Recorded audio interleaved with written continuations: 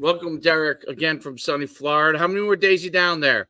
I'm home tomorrow, late night tomorrow. Well, late night tomorrow. Okay, that's great.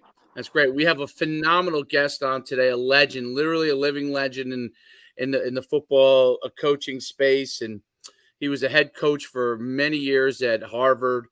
Um, he's won 10 Ivy League championships. He had 3 undefeated seasons. He got there in '94, and up until Coach Orridge taking over this upcoming season, he was the head coach at Harvard, longest tenured coach as well there at the time. The accomplishments are unbelievable. The number of winning seasons is unbelievable. The number of men he's touched and helped out over the years, obviously not just at the great institution of Harvard academically, but obviously on the football field as well. Without further ado, let's bring on Coach Murphy. Coach, what's going on? How are we doing, fellas? Coach, thanks for taking the time, man. Really appreciate it. My pleasure. Coach, it's phenomenal to have you on. For the people outside of the coaching space who may not know about obviously your story career, give us the whole backdrop, how you even got to Harvard and that whole story, and then obviously cover your career as well. Well, first of all, it's a great country. I'm not sure I could spell Harvard in the 8th grade, fellas. I was the first and only one of my family to ever go to college. And if it wasn't for my high school football coach, John Montozzi, my high school basketball coach, Dick Arrieta, I probably would not have gone to college. I remember very vividly my junior year, after my junior year of football, my head coach, Coach Montozzi, and my basketball coach, Dick Arrieta, they cornered me in the hallway. When I described it to my wife, she said, "I think that was an intervention." And they said, "Hey, what are you doing, when you graduate from high school?" And I said, "I don't know. I'll probably join the Marines." And they kind of looked at each other and said, "No, that's not happening."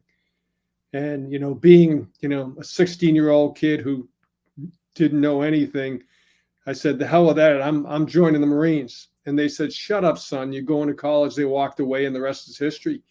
And certainly, if I had joined the Marines, that would have been a very noble thing to do. I've always had great respect for the military. But having grown up in a family where no one had been to college, my coaches really had a huge impact on my life, high school and college. And I think it's a tribute to them that I somehow managed, to make them proud and go on to play college football and go from there. I played at Springfield College, a Division II school at the time, had a great collegiate experience. My coach, Howie Vandersea, who passed a year ago, was a great leader, a great motivator, and really cared. And the really cared part was why I got into coaching.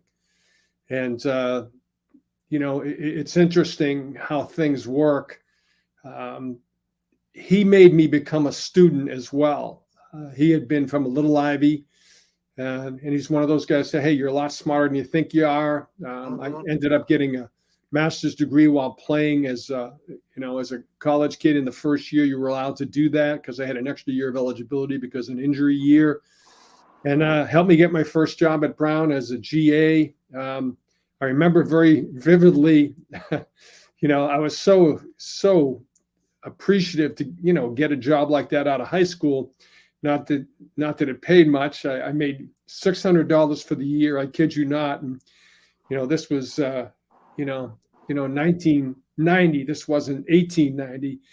I worked in a factory in the off season. I worked a graveyard shift in the off season from 10 p.m. to 6 a.m. Would come home, get a couple hours sleep, come back. I had a better job at Brown my second year, and then I had my first job at Lafayette as a full-time coach. I was there 1 year, and then through Buddy Stevens, who was, as you guys know, was the great Dartmouth coach. Buddy and I grew up together. We were best friends for literally half a century.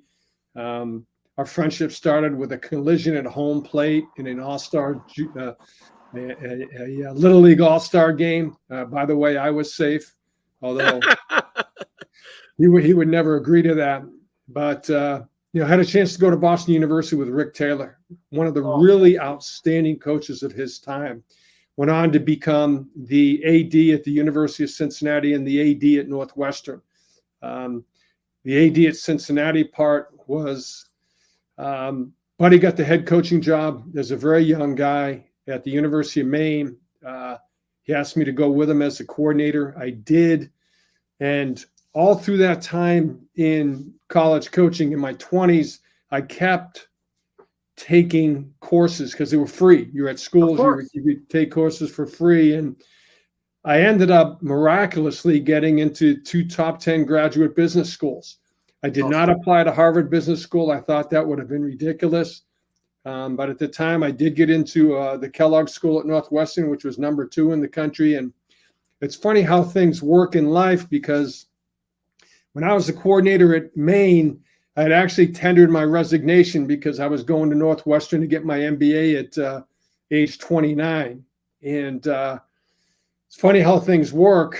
About 5 months after I had made that commitment in the early spring, 4 months after, Buddy gets a job at Dartmouth, and University of Maine up and offers me the head coaching job. And I was a bit conflicted because I'd worked, so many years, as assistant coach, getting, taking courses for free to get into a good B school.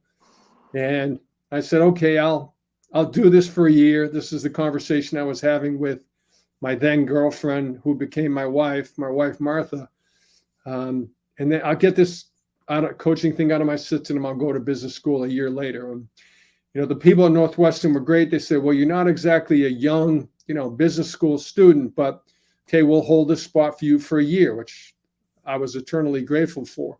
Well, that was 37 years ago, and I still haven't got this college football thing out of my system. So went from we were fortunate to have we did a really good job. We had at the University of Maine, we had our first ever make that Yankee Conference championship. You guys remember the name Yankee Conference championship? I do, yes. I know you do. Yeah, Jay was in it.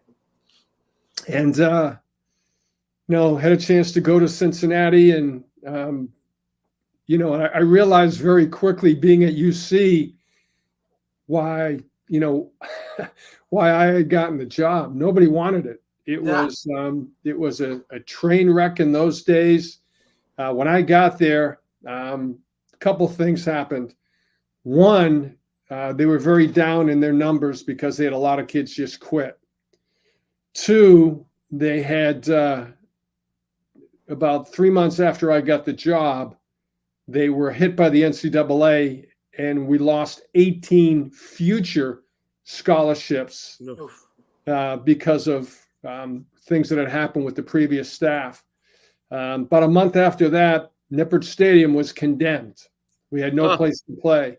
So we had to play for the first 2 years. We had to play in a baseball stadium, which was like a ghost town. And it was tough. We were arguably the worst team in America. When the first year, we were ranked, I think, 122 in the country out of 123 major college teams. But we hung in there. I had a great AD in Rick Taylor, who had been my boss when I was the offensive line coach at Boston University. They stuck with us, and by the year 5, we had vastly improved, and we ended up actually number 25th in the nation my last year there. And you know how it goes, fellas. If you're fortunate to be in a program that has had that kind of rise and that kind of success, people have this idea of where you're going next. Yeah. Well, I guarantee you, starting with my AD, Rick Taylor, people were shocked when I took a 50% pay cut to go to Harvard. Yep. And people said, you're crazy. It's what are you doing? You could do this, you do that. And right. There were a couple of things. One, like I said, I was the first and only one in my family to go to college. I wanted our children, to understand the power of education. My mom was terminally ill by herself. And the people at Harvard, when I interviewed, I thought I'll take the interview, but this is not something I'm seriously interested in. But Right. Meeting Billy Clary, the legendary hockey coach, and then AD, meeting Bill Fitzsimmons, legendary guy in admissions, Jack Reardon, who basically ran the school. I said, if these are the type of folks that are running this place, count me in. And obviously, less was more, at least for our family. Financially, maybe, but we had an opportunity to build a program. We took a program over that was really struggling. I think by 1996, they had lost seven. They hadn't had a winning season in 7 years. And I think we went on from there to have, 20 straight, something like 20 straight non-losing seasons, and just been a great experience on many levels. Yeah, I mean the career that you had is amazing, and I remember getting recruited. And that was one reason why I was curious when we talked offline about when you came there, because the shift in the mentality of Harvard from when I was coming up in recruiting to what you did and what you really improved upon there, and taking your Division I experience and how you built that up, and you translated it right to Harvard, and had great success. I mean, success they probably beyond their wildest dreams when they hired you. 100%. No doubt. And so I remember my recruiting process, and almost every Ivy had offered me, but Harvard came in, and obviously it was such it was Harvard, so I was obviously very interested. And the Harvard recruiter at the time came in and said, we need to know if you want to go to Harvard right now. And this was, back in the day when you got offered in senior year still, but it was pretty early. And he said it to me, I think it might've been September, like first or second game, he had come in there, and it mentioned that to me and said that to me. And I said, Coach, I just started talking to all these schools. I have no idea. And obviously Harvard is an amazing place, but I was a young 17-year-old, I really didn't, I was just kind of learning the whole process.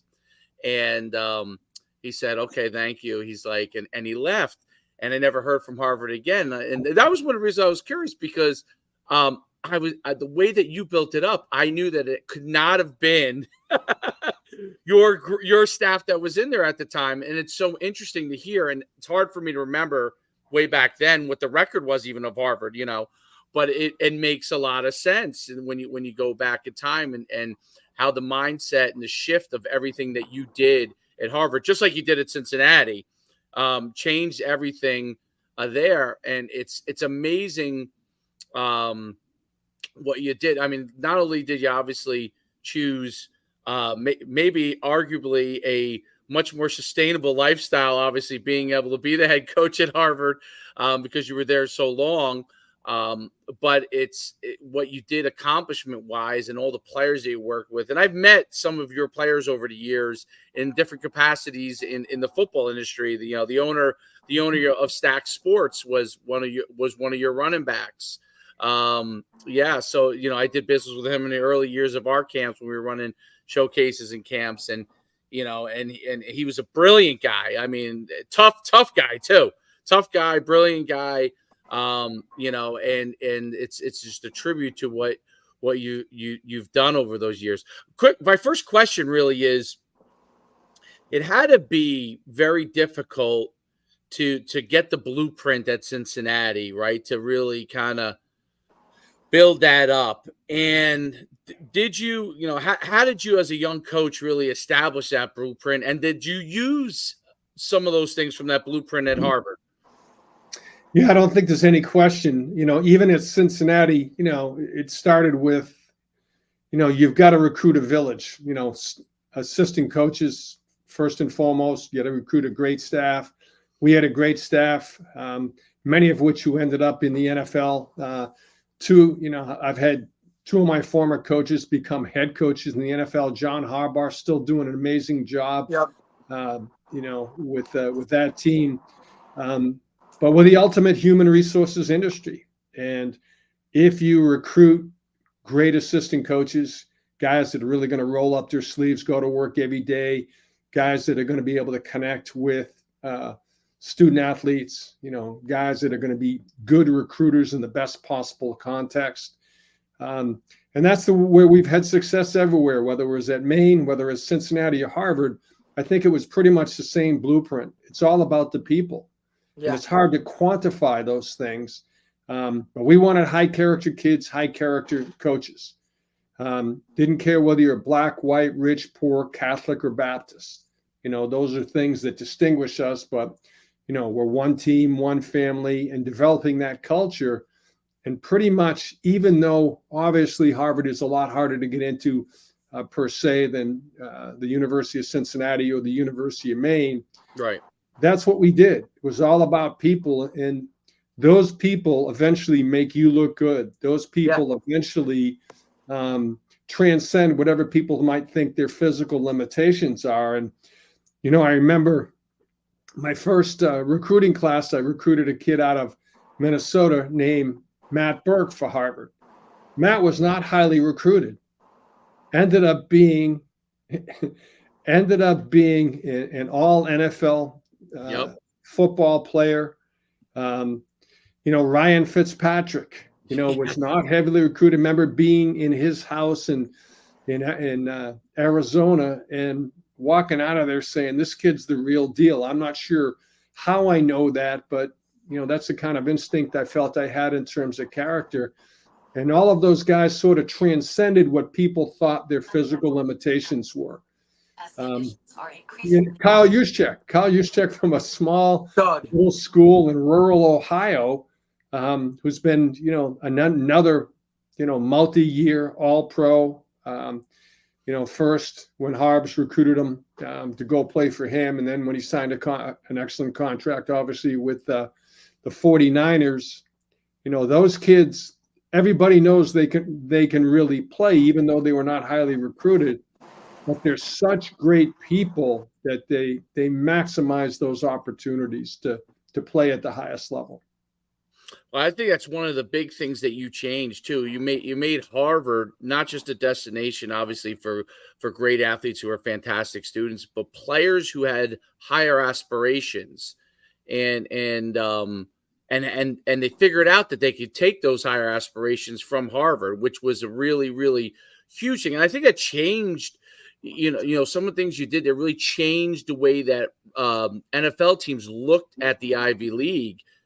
Obviously Fitzpatrick is one of the biggest people in that aspect, being so successful in the NFL, coming from Harvard and having such a long career, that more and more they looked at players from the Ivy League. They started to understand that some of those players were Division I big-time players or could become big-time Division I players, but chose academics as a big part of what they wanted to do. Talk about how in the recruiting process you really balanced that with some of those really good players. Well, with every kid we recruit, we're saying, hey, if you're coming to Harvard, hey, you may not end up in the NFL, but you're going to end up with tremendous opportunities. It's going to, for your future family, it's going to be a great opportunity to help them be successful in life as well. And I think the reality is, as we had more and more kids, either get drafted or sign free agent contracts. I think at one time, we had about 14, 15 guys in the league at the same time. We ended up having close to 40 kids who signed NFL contracts. But those kids became sort of walking TV billboards. People would say, wow, that kid's from Harvard. And it gave us an opportunity to maybe have an opportunity to get better players, make them understand that even in the NFL, what's the average career, David? Probably 4.3 years. Yeah, maybe. And again, so you're going to end up working for 50 years after that. And I think the combination of all those things, having success, recruiting the right type of high character kids, certainly was the reason and the way that we were fortunate to become successful on a more consistent basis. Right, because you could definitely look at it, right, and you're talking to a high school kid, and you're trying to explain to them that, hey, coming here, right, is going to benefit you well long term, well beyond what you can even imagine right now. And I could imagine it being difficult, though, speaking to those, 16, 17, 18-year-old kids, trying to push this on them and say, hey, like your future is going to be so much brighter if you come here and do this, when in reality, they want to go do the, to a bigger school or the party school, or, it's just hard for them to grasp that. I would assume that, the approach was probably get the parents, right? Because the parents were probably always on board, and then have them push your kid to go. But I definitely could see that. But you overcame that, and I think that's just phenomenal. Well, to your point, Derek, I really enjoyed recruiting visits. I really enjoyed going out and getting in the family, getting into the living room to make that connection. And I think for a lot of people, understanding my very humble background, they could see sort of both sides of things. Absolutely. But no question about it, when you're, maybe a 46-year-old parent as compared to a 16, 17-year-old kid, right, they certainly understand the end game, the long game. And there's less and less, as there's less and less home visits these days because things are happening so quickly. It's incredible. But that was the key for us. I think we recruited during our tenure kids from 41 or 42 different states. Right. We didn't get anybody out of the Dakotas. We didn't get anybody out of. Now we had kids out of Hawaii. We didn't have a kid out of Alaska. We didn't have a kid out of the Dakotas, but that was about it. And those things certainly helped us. And that's just another part of the Harvard program itself is, a lot of people think that the Ivy Leagues are Northeast based, and yeah, geographically, absolutely. But you're also on a national level. There are kids that are going to come to you from West Coast or, the Midwest or whatnot. And that's just another kind of ball that you have to juggle in terms of, hey, this could be a really good player for us, but can they come to Harvard and succeed in this different type of geographical location? Well, to your point, the visits, the campus visits ended up being crucial because for so many kids who took the visits, they thought our kids were going to have 3 heads or something like that. And, when they walked out of there 48 hours later, they had already connected. Yep. And if these kids had been blindfolded and, brought into the official visit, they wouldn't know if they were at Rutgers. They didn't know if they were at, Ohio State or someplace else because the kids were real student athletes, yep, but they were regular kids from very, very different backgrounds and obviously very, very diverse. Right. There's no doubt. I'm curious when you took over initially and through the years, were there kind of a progression of things that you had to get the administration on board with like maybe modernizing facilities, evolving things from a recruiting standpoint or admission standpoint? What were some of the things that you had to do over those years to really kind of keep evolving the Harvard program? Well, I think the big one was just to make sure admissions was on board. My point being that, if they told you a kid's not going to fit in here, they were usually right.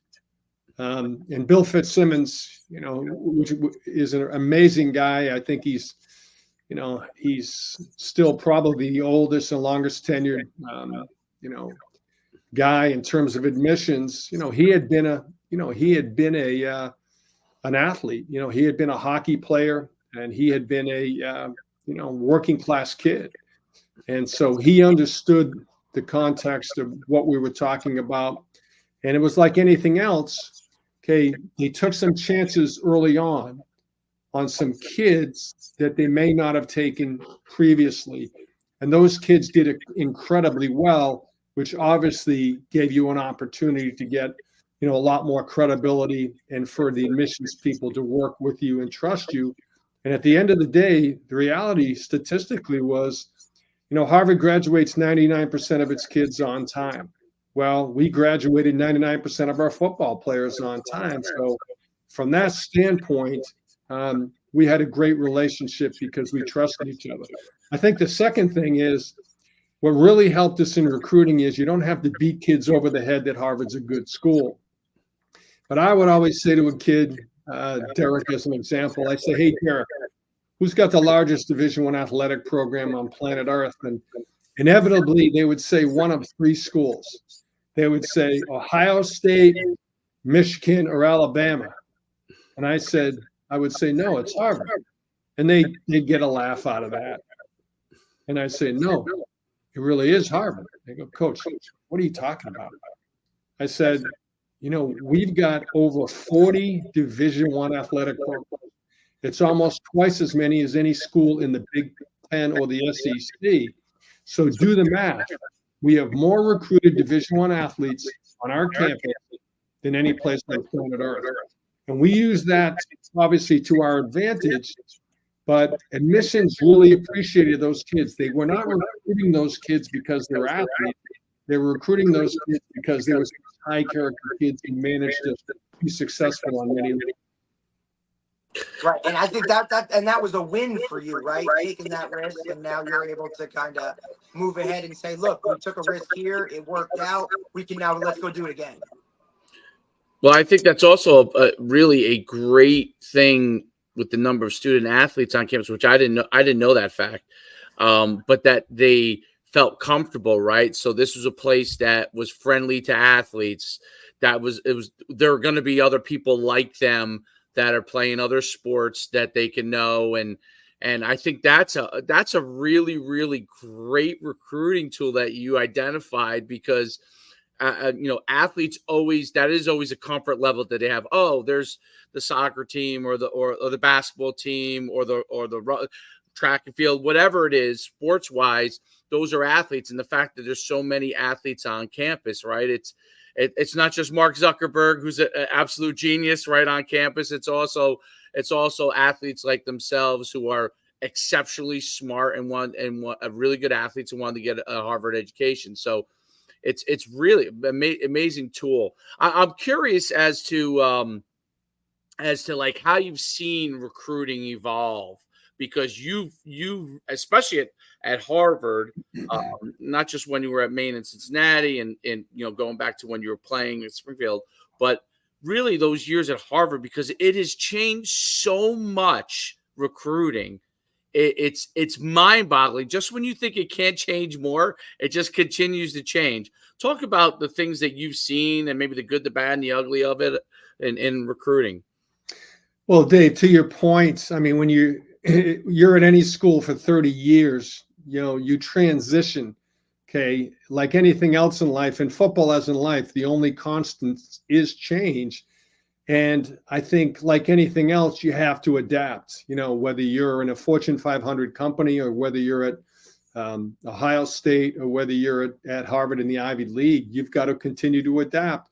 And we did continue to adapt. We were always trying to build a better mousetrap, if you will. We would make sure that we would try to be ahead of the curve on so many things. But if you look at now, to your point of where college football was when I was the coach at the University of Cincinnati to where college football is now, well, you got to go really deep into the weeds, because agree or disagree with this. In the NFL, okay, there is parity. Why is there parity? Well, everybody's got the same salary cap. Next year, it's $244 million. So everybody has the same amount of money to spend. Okay, if you have success, let's say you're the Kansas City Chiefs and you have success and win a Super Bowl, what happens? Do you get the first round draft pick? No, you go to the bottom. You go to the bottom of it. So there's a way to keep parity. If you look at it now, and this is just one person's opinion, when people ask me what is going on in the NCAA, I said it's simple. And they go, what do you mean it's simple? I said it's simple. It is absolutely positively professional football, but with no rules. And they laugh. I go, no, there's no rules. Really? You look at, if they at least had the NFL model, there'd be some equity. Correct. And that's why you see so many of the halves, now they have to be in either the Big Ten or they have to be in the SEC. And what's going to happen to some of those leagues without those schools? Right. The rich will get richer. It will become those two powerful conferences. And it's really, in my humble opinion, it's such a shame. It's just crazy.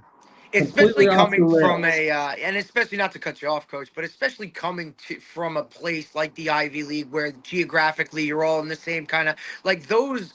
Now you see the Big Ten, and you got USC, UCLA. You're stretching all the way to the West Coast, and look, I get it, and I totally understand it, but that doesn't mean that I have to like it, right? By any means. I just think that those rivalries that come from, the steady eddy of the same type of conference. I mean, I always compare it to like the Big East in basketball and that kind of, you know what I mean? The ACC in basketball, college basketball. But you look at these programs now, and like you said, everybody is just trying to get into those places where the rich can continue to get richer, right?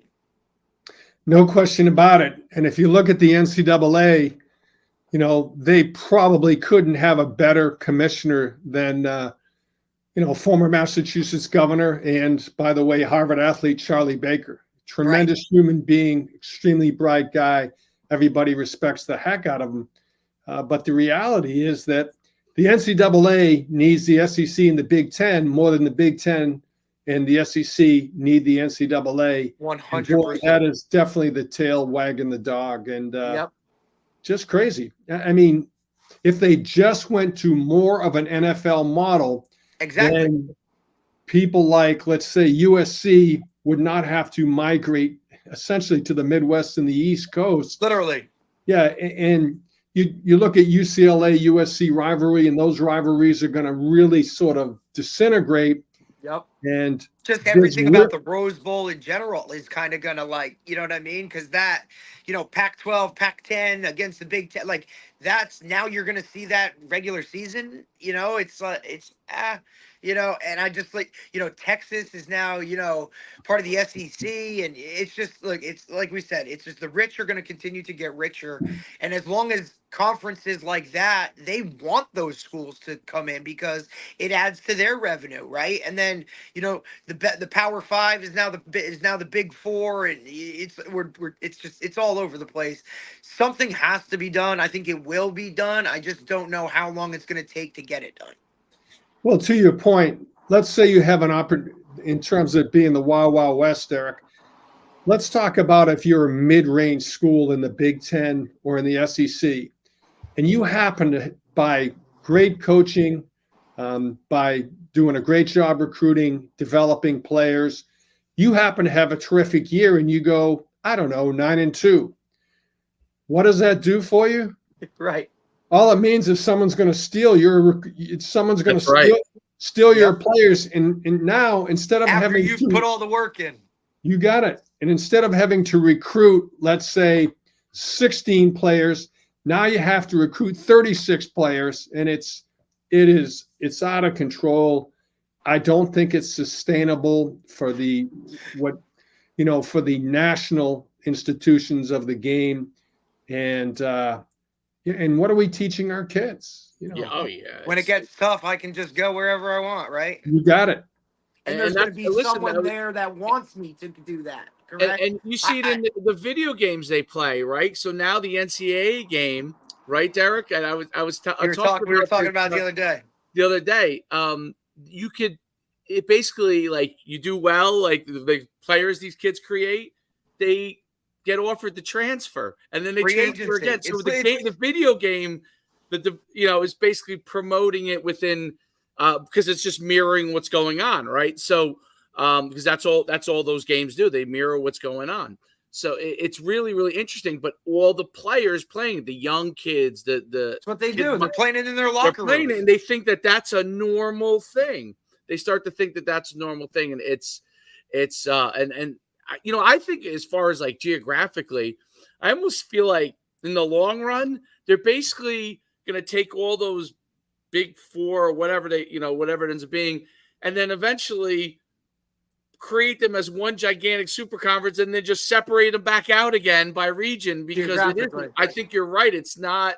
How is that long run sustainable for Stanford to play in the ACC, right? I mean, Cal to play in the ACC, USC and UCLA obviously have gigantic budgets, but like over time, their other athletes, they may lose in other sports. Well, that's the concern, I think, is right. And that's how I look at it. Everybody obviously wants to look at football, basketball as the two majors. Like, that's really, people think that that's just it. Like, what about all these other, you know what I mean, sports that now, you know, you got USC traveling to Rutgers in the middle of a semester, you know, for whatever sport. Like, nobody takes that stuff into account or even thinks about that because, you know, football rules the roost for the most part. And then what are we teaching young people? We're teaching when you make a commitment to people or an institution or the person you marry or fill in the blank, right? It's meaningless. Right. And not only is it meaningless, but, you know, we're letting people off the hook by having that behavior. And I just think overall, and I know I'm old school, fellas, but I just think overall that this is not the right way to go. It's not. All it does is make these kids now football players first, student athletes second. Yeah. Even at some of those really good academic schools in both those leagues. Absolutely, it becomes meaningless on both sides too, right? So it's like a lot of the coaches at those levels are forced into a situation where they're doing things that are always on the borderline, right? They're riding the fine line of whether it's right or wrong kind of deal. Like, we know it's, you know, let's put it like this. We know right and wrong, but whether it's legal or not legal, they're riding that fine line. Well, they're always just looking for staying on the right side of it, but because of what has to happen. And then the players learn that too. So it's not on purpose by the coach. Like, it's kind of like one of these things where they're being forced to keep up with the Joneses. Yeah, well, who's going to succeed in that environment, right? Like, it becomes one of those things that if you want to be really successful in that coaching environment and in that playing environment, you kind of almost are constantly playing a game, right? Like, with people's lives, crazily enough, right?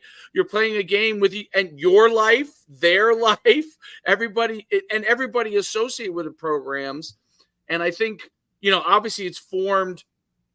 Me and Derek have talked about this, like almost like an NFL structure on both sides, where you have the coaching structure and then you have the player personnel structure, which it's the only way that it has a chance to be sustainable, to keeping those worlds they're always intertwined somewhat, but like having two kind of units in that standpoint, which obviously becomes a haves and have-nots too, right? Because if you're Ohio State, Alabama, Michigan, you know, the big, you can afford to create bigger staff and do that stuff, right? But can Georgia State afford it? Can right? Well, North Texas ever, you know what I mean? Like, right. Kent State, right?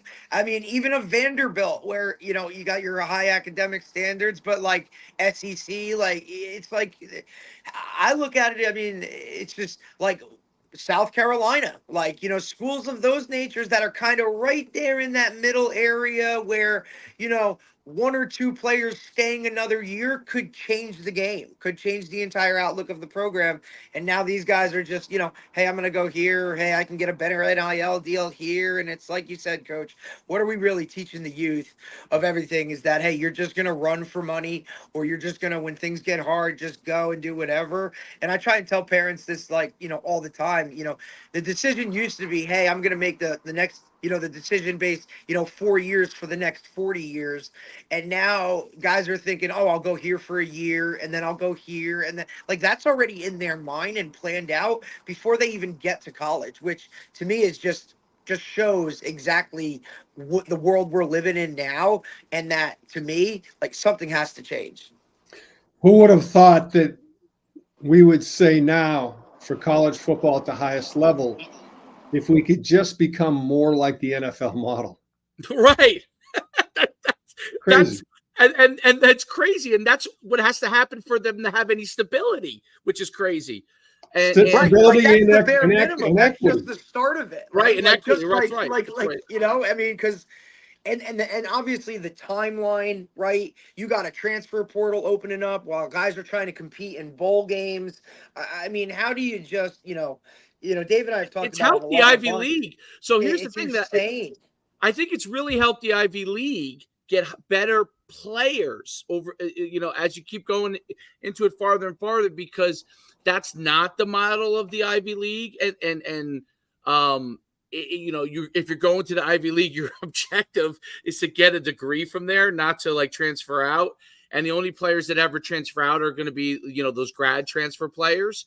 So Right, which I also think is a great model too, because and it's a home that's run look, for the Ivy I League. think that's a selling point as well. But I'm just saying, like, that's Right. also a selling point. Hey, look, It man, becomes. like you can come here for 4 years, get your degree at an Ivy League school, and then look, if you're good enough, I will help you get to that fifth year at a bigger institution where now maybe you could make a little bit of money before you go and get drafted, right? But that process itself, it's not, hey, I'm going to develop you for a year and then go, right? That's come get your education first, then I can help you. And then with the success, because I've seen a lot of those grad transfers, a lot of those guys come from the Ivy League, and I think it just kind of puts a stamp on, hey, like, we here have some good football too that can produce some high level NFL guys at the same time. But they're also like, this guy already has his degree from Princeton or from Harvard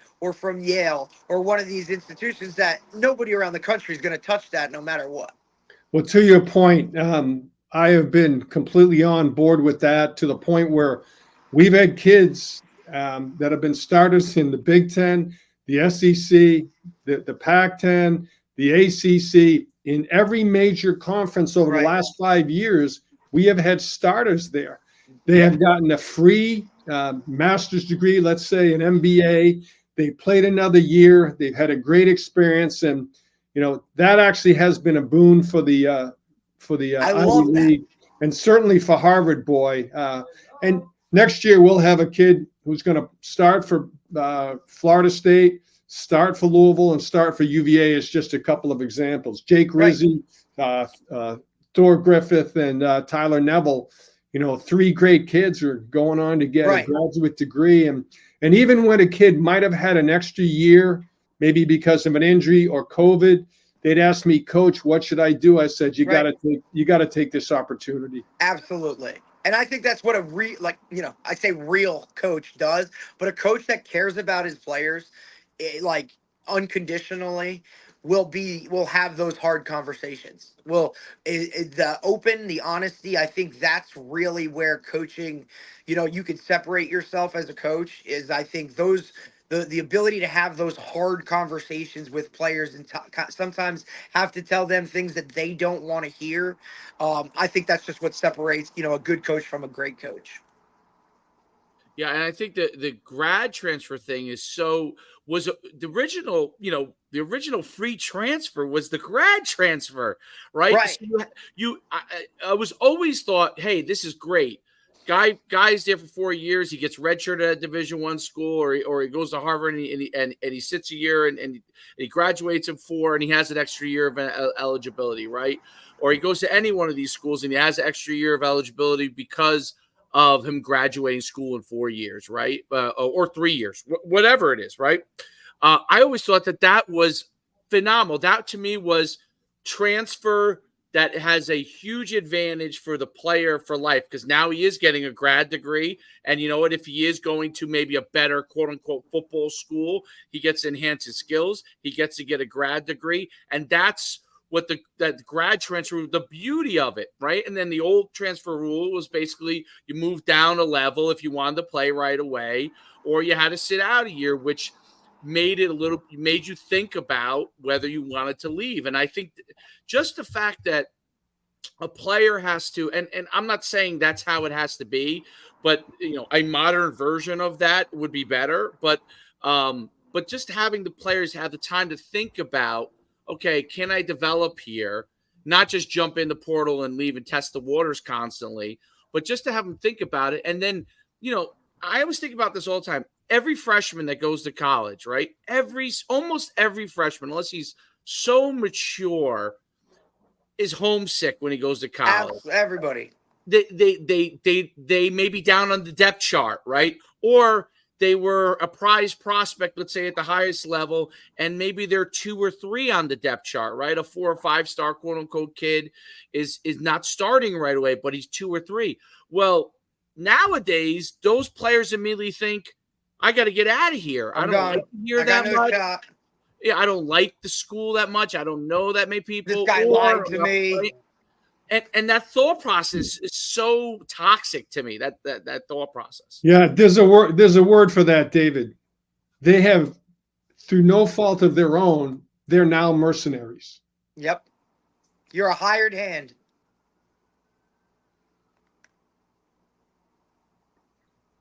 All the athletes now are Hessians, like in the Revolutionary War. That's what they are. They're paid to fight, and I also think that your point about like how do you developing programs every year? You have to constantly develop programs every year and figure out. Right.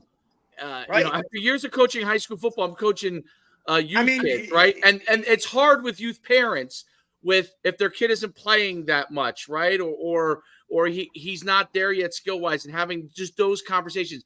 I always think, how do you have a conversation with the guy who's 3rd on your depth chart? Okay. He's clearly unhappy at this point, and he dips his toe in the water, and it could be no fault of your own as a coach. You may be doing everything you can. You may be communicating. He may be getting it from the outside. He may always coming outside factors now with social media. There's so many of these, trainers and handlers and, quote unquote street agents. These guys have their, youth coach from. They're human beings, though. I'm saying they're human beings, and they get their. You're a kid. You're a human being. You're in college, and your girlfriend breaks up with you. That's a reason you could go in a jump in a transfer portal. You're 3rd on the depth chart. That's a reason you could jump in the transfer portal. You're struggling in a couple of subjects, okay, and you don't feel like you're getting the help immediately for some reason, right? You could jump in. There's so many things. It's so hard for a coach and the player on the flip side to manage all this stuff because you're getting all these forces. And we've talked to a lot of coaches, and almost all the coaches we've talked to have been phenomenal guys. And they communicate more than they ever have, but no matter how much you do, you're never inside the head of another person, right? Nope.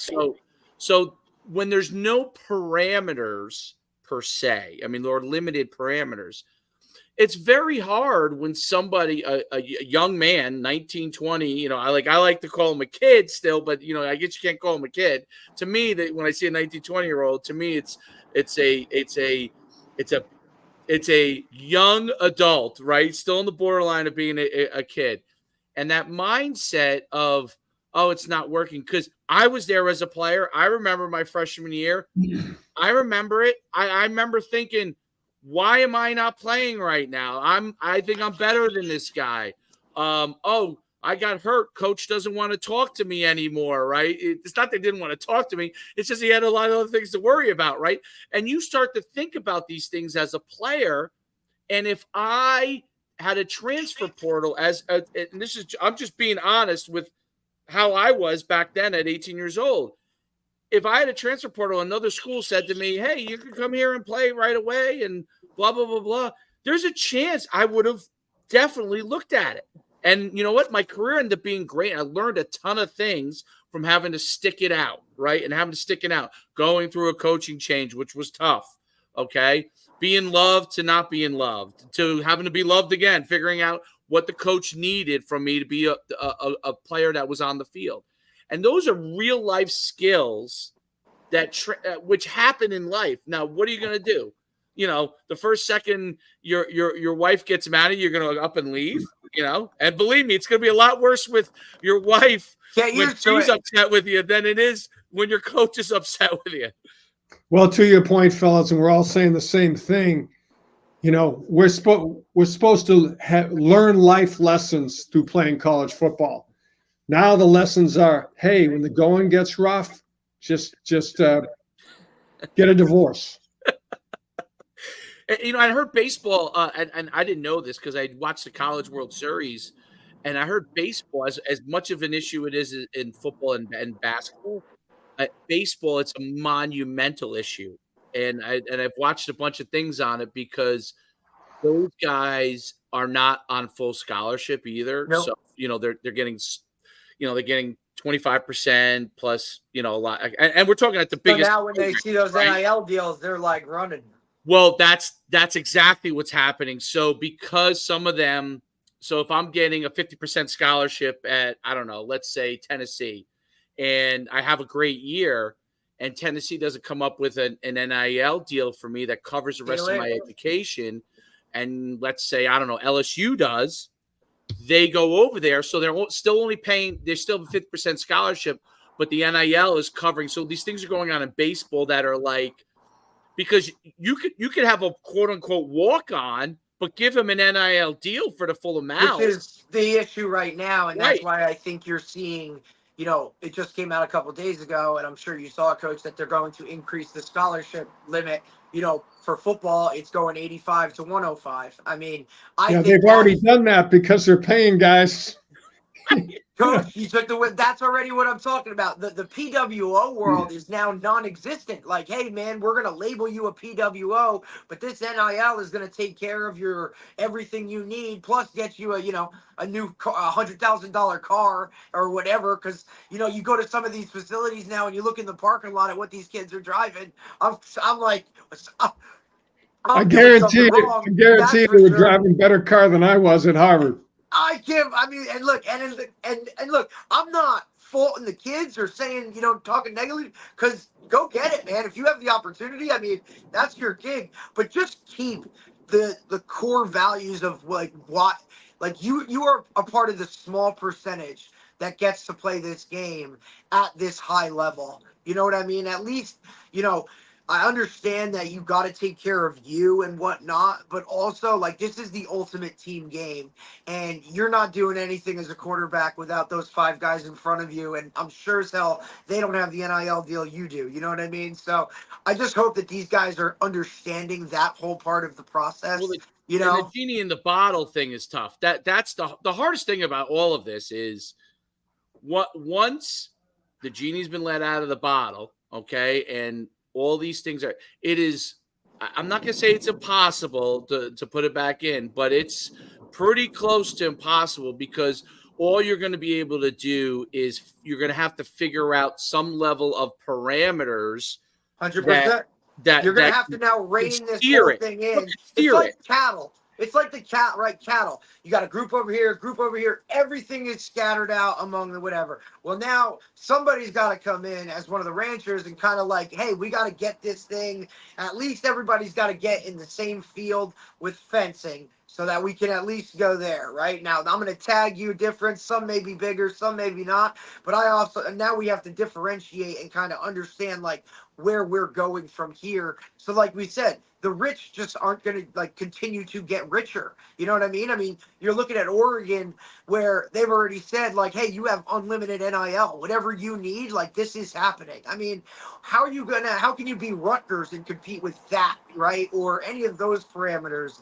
And that's not even going into the actual paying of the athletes, through their collectives and all this other kind of stuff. It's just a lot that has to be reined in. I think these guys really, and Dave and I talk about it all the time, it was originally hey, these guys are going to show up to a little card shop or something, do an autograph session and make a couple $100, and it's turned into, oh my God, this guy's getting an endorsement from Wendy's. Yeah, as we talked about, right now, the NCAA certainly cannot rein it in because they don't need the NCAA, which is really, really tough. Right. But you're going to have a quadruple A professional football program. That's right. It's simply the minor leagues. Really? With way better pay and no buses and bedded. Right, this isn't Bull Durham, bro. Yeah, that's right. No, it's really interesting. One day when this, if it gets figured out, because the here, to me, trajectory on things are this. Right, you're 100% right. It's a minor league system, and the trajectory is this. Now, does the what do all the FCS programs and the Group of Five programs do? Right. So if everyone breaks away, like Right. It's why I think you see a lot of them trying to be FBS now too, as well, right? Well, I'm saying, if the Big Four conferences, let's say they break away, I'm organization X, and we now run football, and the NCAA is kind of just a sidebar to keep us having some regulations. That's their job, just regulations. That's it. That organization in itself, and this is the issue with it all, is basically it's a pro organization. It's a pro organization that has universities as their backdrop, as their stadium rights holders. I mean, let's, Right, the name on the stadium. How are you getting? I mean, listen, if I was getting, that's what I would try to think about, like myself at that age, right? Like, and I went FCS, so it wasn't, but myself at that age, and I was a pretty mature guy. I was recruited by the Ivy Leagues. I was a very good student. I would say I did most of the right things as a high school student. I would have had a really hard time, okay, if you put $1 million in my hand, keeping myself. I would have went to practice. I would have done all those things because I wanted to be a pro football player. I would have done all that stuff. The football stuff, I don't think, is as much of a concern. The question is, you're a university. They're basically a leaseholder on your athletic facilities, and they don't really have an incentive to go to class other than getting the bare minimum, right? And the question is, right, they're not looking for an education. Like, they don't want to be able to learn something. Well, out of those 105 scholarship kids, even at the biggest schools, the best programs in the country, okay, at the best programs, maybe out of those 100, maybe 10 of those guys, so it's 10% of those guys, will have somewhat of a lengthy NFL career. I'm talking at Alabama, Ohio State, Michigan, the whole kit and caboodle. Maybe 10 of them will have a career that lasts beyond that 4 years we're talking about. And I was an agent for 6 years, an NFL agent for 6 years, and I can tell you firsthand, if you don't get past that first contract, okay, unless you're a first rounder, if you don't get past that first contract, the amount of money you have is really just kind of a start for life. It's not going to get you through. So that's the big thing that happens. So now you have these guys who think they're going to go to the pros. The vast majority, even if they make the pros, they're not going to last that long. And then they stand out there, okay, that 90%, and say, I got shafted. And then how do they approach life then? Like, it's not. It's everybody's always out to get them. And everyone will say, well, listen, everyone will say, oh, well, they had the opportunity. Of course, they had the opportunity. But when you take a 19-year-old kid, and I mean, I forever will say this, you take a 19-year-old kid and you put them in that situation, you have to be so mature. Like, one of the reasons why the NBA got rid of the high school athletes coming out, okay, was not because of LeBron. LeBron was mature, okay? Whether you like LeBron or don't like LeBron, he was mature. It was the 2 or 3, there's stories about these guys who would declare for the draft out of high school. Oh, God. Who had no chance of getting picked up. They really were college players, no chance of getting picked up, or thought that they were going to be stars and didn't become stars. That was really the reason why they went to the kind of the freshman year rule. And I don't even know if that's enough, but like, that's one of the reasons why basketball went to that. It wasn't because of LeBron. See, everyone goes and points to LeBron or Jermaine O'Neal or some of the guys who really succeeded. Kevin Garnett, and say, well, those guys were that 1% of the 1% that were mature. 1% of the 1%. Most young people, they could be very smart, great parents, and still not have that maturity. You know what I mean? Let alone kids that maybe come from broken homes or tougher situations. Yeah, that's a whole different, a lot harder without guidance. And I think that's to me the thing that, like, we're just kind of, You know, and it's an easy thing to say, hey, you know what, you had your opportunity and you didn't take advantage of it. Yeah, that's only a part of the story. What do you think, like, from your experience, and I'm not asking to solve it because it might be impossible, right? But from your experience, what are the things that you see young people that need to have in order to give themselves? Because you're at Harvard and you've seen a lot of your players really do really well. What are some of the things that you think players need to have that opportunity to be successful in life? I think it's character and discipline, no question about it. And to somehow grow up in an environment where they understand the power of education, they understand the limitations of, college football is only going to get you so far. And that's not just in the Ivy League. Yes, you're going to have kids in the Ivy League and certainly at Harvard that can play at that level. But what percentage is that? And you're going to find out the same thing in the NCAA. And the reality is, and to your point, so many of these quote unquote kids, all of a sudden at age 24 are going to be saying, what the heck do I do now? Right. Because they've always just had that, hey, I always have an opportunity, or somebody's coming at me this way or this. They've never gone through that, process of, getting knocked down and then being built back up with support and all the other stuff because they're just, every time they've been knocked down, they just turn and run.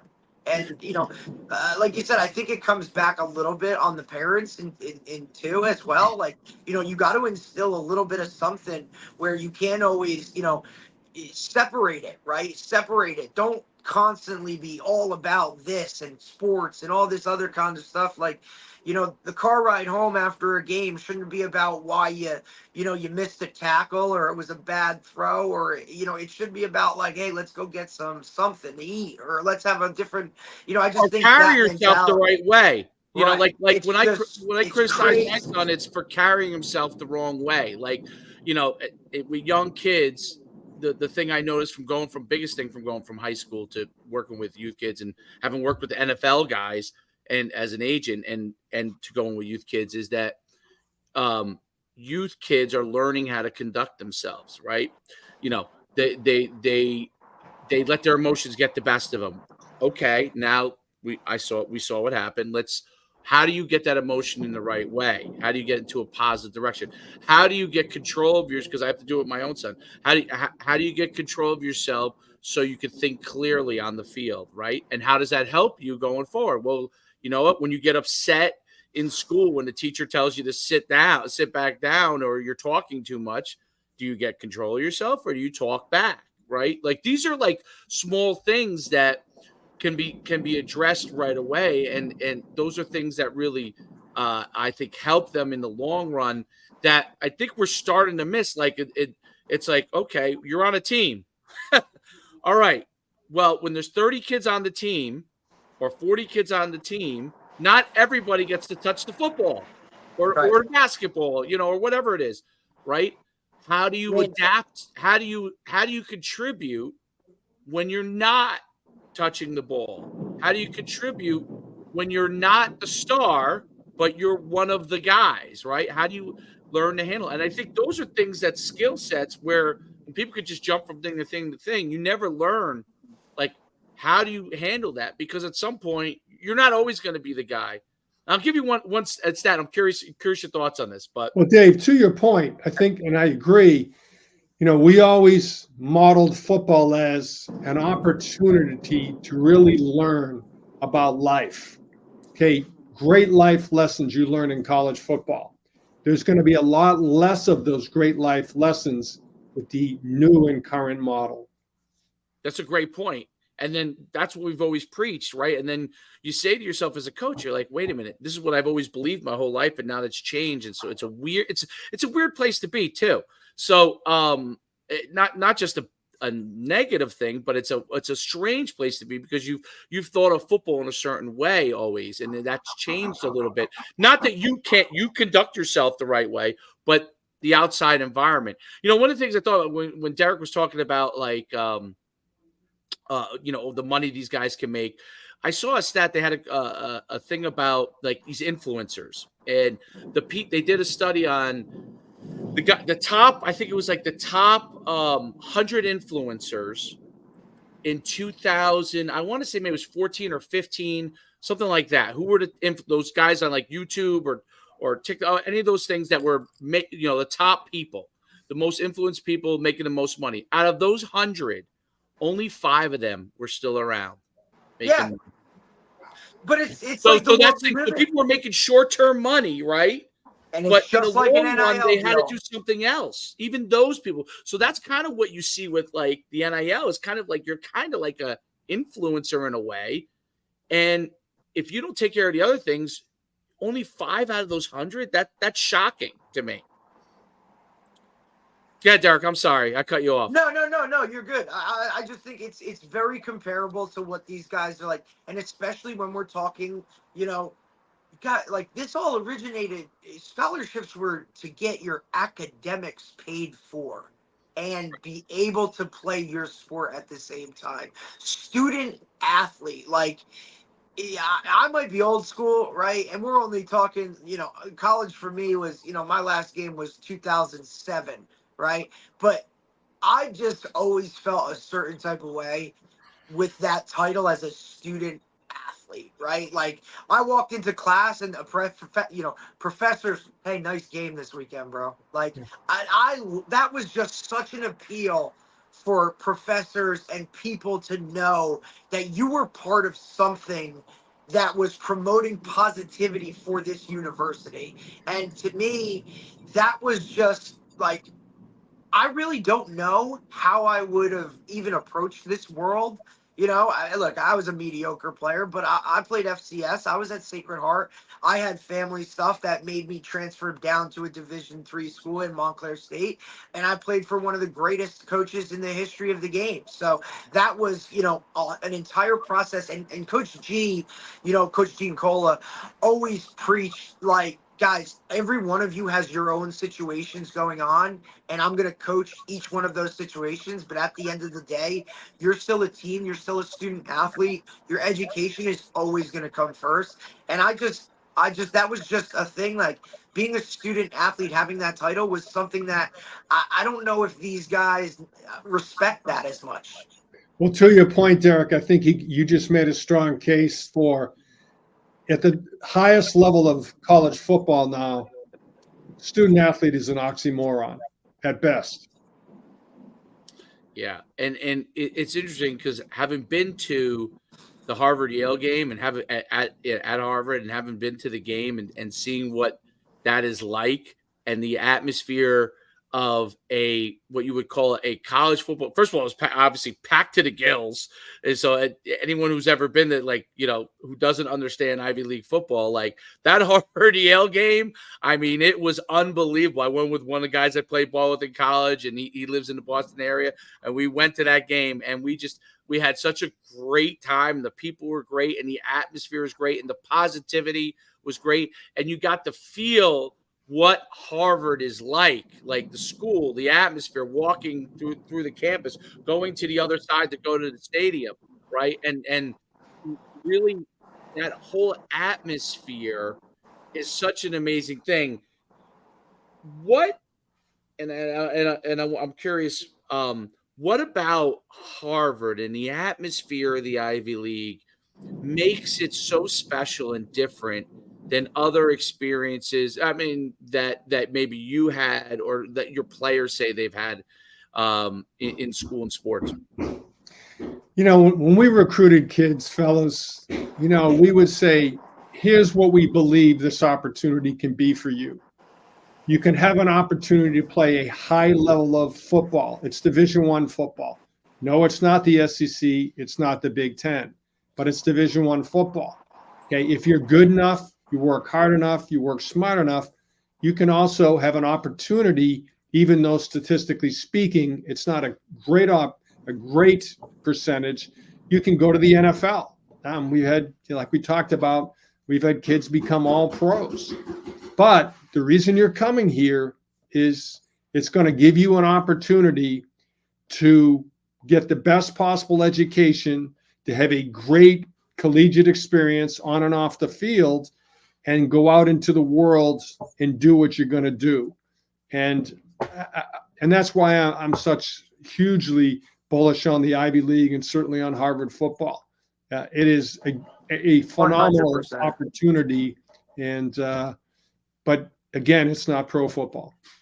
No doubt, but it's it might be some of the most important football being played because the leadership that and Right. skills Those guys are running everything. those guys are running things down the line. Literally, so you're impacting. And like I said, like I've met players of yours that are CEOs of companies, and build companies like from you said, scratch. my neighbor's a Harvard alum. Neighbor's a Harvard alum. He's a fantastic guy, and so it's and he was a New England guy as well, and just loves Harvard, loves the place. Didn't play sports there, but loves the place. So great place. Yep, no doubt, Coach. I can't thank you enough for coming on and taking the time. We've taken an hour and 10 minutes of your time, so you can't get that time back, Coach. You can't get that time back. But we truly thank you for coming on. It's really an honor to talk to you. I've been from afar. I've admired your career. The things that you've done, not just from a championship standpoint, which you've won plenty of those, but from the kind of character that your program has had. What Harvard represents and what you represent. I can't thank you enough for coming on, Coach. Thank you, guys. Really appreciate you. My last words: go Crimson, crush Yale. It never leaves, Coach. It never leaves. I love it. Thank you so much. Really appreciate it. It's been an honor. Thank you. Thank you, Coach. Have a great day. Thank you, guys. Thanks, Coach. Phenomenal. Listen, and we had that discussion talking about conference realignments and those rivalries that, you're not like, that's not happening anymore. You know what I'm saying? Like those are they'll still be there. You'll still have your Michigan, Ohio States and whatnot. But some of those other little rivalries that were a big part of it, like that stuff's going to dissipate a little bit with the constant conference realignments. And the Ivy League has that. I mean, you're talking a retired head coach. Like, that's a lot. That's like when he comes with, like, it runs deep, man. It runs deep. That was really just a phenomenal conversation. Phenomenal guy. I mean, Good really. And of course, he can handle any topic we discuss. As you would expect from the Harvard coach. But yeah, legendary. I'm sure he had many calls to get out of Harvard and go somewhere else and take and just like Coach Trice from Princeton, like these guys are, nope, this is where I need to be. This is what I like. This is what I enjoy. Yeah, those dollar signs look excellent, but like most times, the higher the dollar sign, the more issues you got. So these guys are rarities in that facet, right? Absolutely. No doubt. I could talk to them all day. All right, we'll let you go. We'll let it go, and we'll hit it next. I think we're back on tomorrow. Tomorrow. Yep, tomorrow with right? Alabama State running back coach. So we'll keep running the gamut. All right. Have a great day.